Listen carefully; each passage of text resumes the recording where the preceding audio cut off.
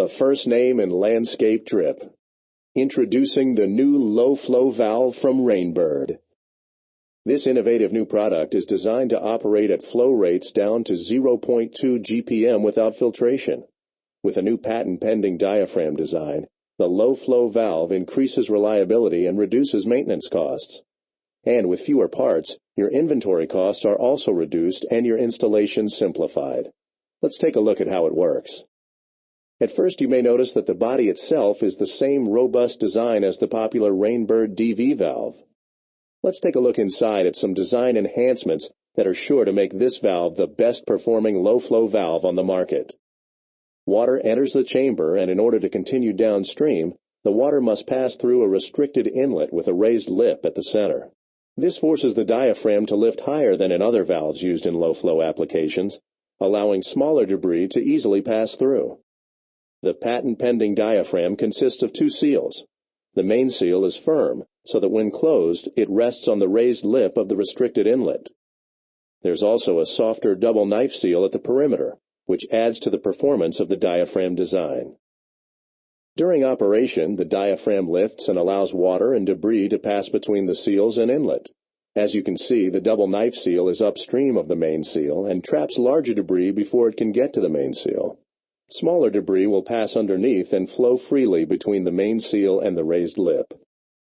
When the valve is turned off, the soft double knife seal flexes around the debris, allowing the main seal to seat, and the valve closes tightly with no weeping.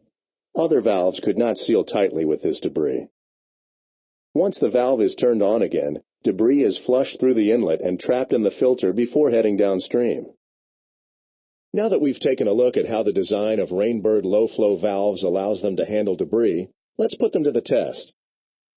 At our testing facility in Tucson, Arizona, we conducted a test to compare the debris handling ability of the leading low-flow valve brands, Rainbird, Irritrol, and Hunter.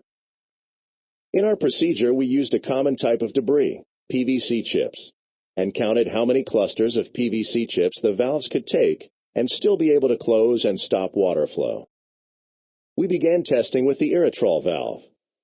Watch as we feed the first cluster of debris through the valve. Can the valve close? Yes. Now the second cluster of debris. We signaled it to close, but it didn't work. As you can see, water continued to flow. Even after cutting the power and manual bleeding, the Irritrol valve simply could not close.